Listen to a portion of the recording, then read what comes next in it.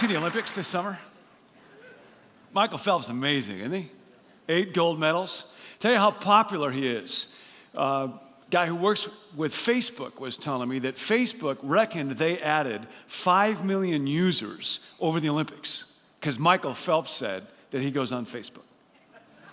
Now, question, how many of you would say, be willing to say, I admire Michael Phelps? Would be willing to say, I admire Michael Phelps? Me too. Here's the deal. Somewhere out there this summer, there was a kid watching Michael Phelps, and what happened to him went way beyond admiration. Somewhere out there, and there really was this kid, and none of us knows who it is yet. One day we will. But somewhere out there was a kid, when he watched Michael Phelps, his heart started pounding, and his mind started racing. And he said to himself, what Michael Phelps did, I could do. The way he swam, I could swim. Where he's standing on that podium one day, I could stand. And right now, while you and I sit here, that kid is going to the pool every day. He is reading articles. He is watching videos. He is looking for a coach. He actually wants to become like Michael Phelps. He actually wants to do what Michael Phelps has done. He is not just an admirer of Michael Phelps. He's a follower. Now, I will applaud what Michael Phelps did, but it's not going to change my life. I have not been in a pool since the Olympics. I'm an admirer.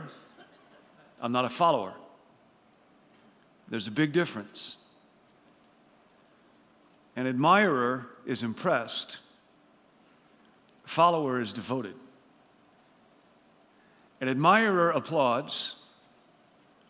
A follower surrenders. An admirer approves. A follower obeys. A lot of people admired Martin Luther King. Some marched with him. Not many went to jail with him. Not many had their houses bombed as he did. A lot of people admired Mother Teresa. Not many followed her to live among the destitute and the dying.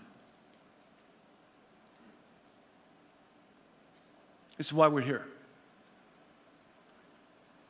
This is why you have traveled to talk about what's been talked about these last 2 days.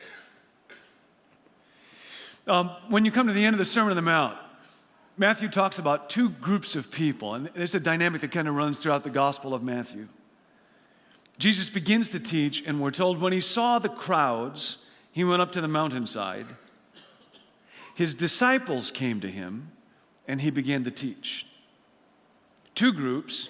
One is the crowd, and there's lots of them, and they're very impressed by Jesus. In fact, when he gets to the end of his message, we're told when Jesus had finished saying these things, the crowds were amazed at his teaching because he taught them as one who had authority, not as their teachers of the law. The whole crowd admired Jesus. But while he was teaching, something happened in the hearts of a few of them that went way beyond admiration. For a few, while Jesus was talking, their hearts started pounding and their minds started racing.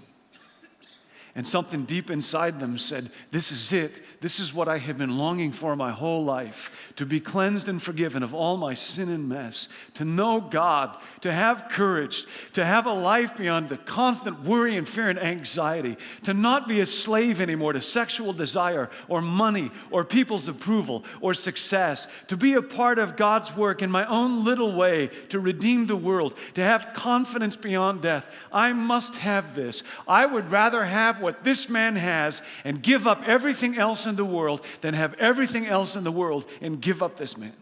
Therefore, I will pay any price. I will do whatever he wants me to do. I will go wherever he tells me to go. I will be whatever he says I should be. I am leaving the crowd. I am not just an admirer. From this day on, I will live my life as a fully devoted follower of this man.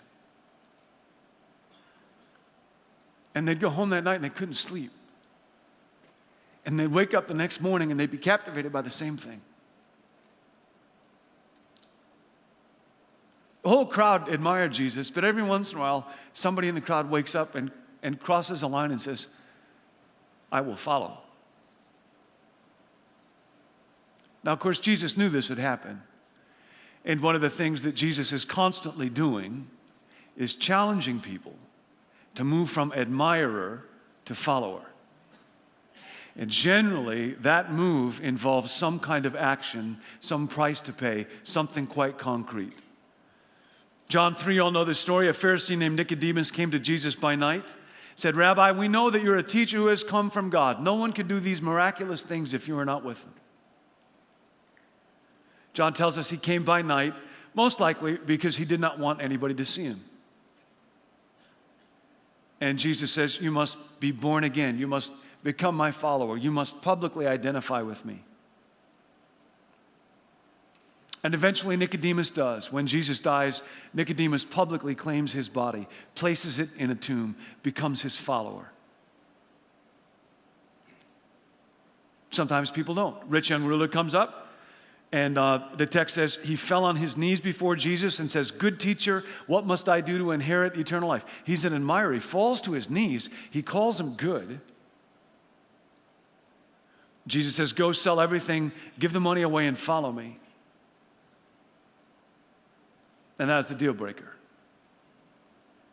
The rich young ruler was ready to admire him, but following, where it would interfere with his life, his financial life or security or something, that's where he drew the line. There is in the New Testament a kind of a natural progression as people are coming to know Jesus. They begin as strangers to him. And then from strangers, they become admirers. And then from admirers, they may become followers. And of course, at each one of those points, people may decide that they're not going to go any further. Pilate does not become an admirer. Herod does not become an admirer. Rich young ruler does not become a follower. But I think what has happened in churches, especially in America in our day, is that we have added an additional category, and that category is users of Jesus. Okay, now we never put it that way. But in many, many, many people's mind, there is a kind of an alternative relationship with Jesus that kind of goes like this. I want to use Jesus to get into heaven when I die. And there's a deep problem with the gospel and the way that it has been presented, because for many, many people, the gospel has become the proclamation of the minimal entrance requirements for getting into heaven when you die. Now again, we never put it that way. But it'll go something like this. How do you know you're going to go to heaven when you die? And of course, there's little, if any, discussion about what kind of community heaven might be and what kind of person might I need to be to actually enjoy being in heaven. It's just thought of in this cartoon way as kind of the pleasure factory, and hell is kind of the torture chamber. And how do you know you're going to get into the pleasure factory? Because God's going to get people out. And the gospel is, you've been trying to earn your way in, so don't do that anymore. Get on the grace plan, believe the right stuff about an arrangement that has been made for you, and then you have obeyed the minimal entrance requirements for getting into heaven when you die. And then you become a user of Jesus. And of course, there's no intrinsic connection then to being a disciple, to being a follower. Talking in this session about, is your church producing followers of Jesus, disciples, or just Christians, commonly understood? A Christian, as commonly understood, I think, is somebody who identifies with a religious subculture. So, this is our team, and then the Buddhists are another team, and the Muslims are another team, and we like it when more people join our team. It's somebody who believes they're going to heaven when they die because they accepted an arrangement to get them in. But discipleship, making a serious intention to obey everything Jesus said, making a serious intention to do what Jesus said to do, is treated as largely an option. Kind of extra credit. And churches are full of this kind of Christian. And then church leaders who spend a lot of time trying to remotivate or re-excite them so that the church can be successful. and it gets tiring for everybody. It is interesting, I think, that the New Testament uses the word Christian only twice. And it actually originated as kind of a derisive nickname. It uses the word disciple 268 times. It's a lot easier to make a Christian, commonly understood. But the New Testament is a book about disciples. And I want to locate the difference a little more precisely when we talk about disciples. I think what I'd like to ask you to do, if you don't mind, just for about 10 seconds or so, because I want to talk about what kind of faith characterizes a disciple. Turn to the person next to you. There's a phrase that we use in the church, saving faith. There's a phrase, saving faith. How would you define that term, saving faith? Would you turn to the person next to you for just a moment? Just take 10 or 20 seconds. How do you understand the phrase, saving faith?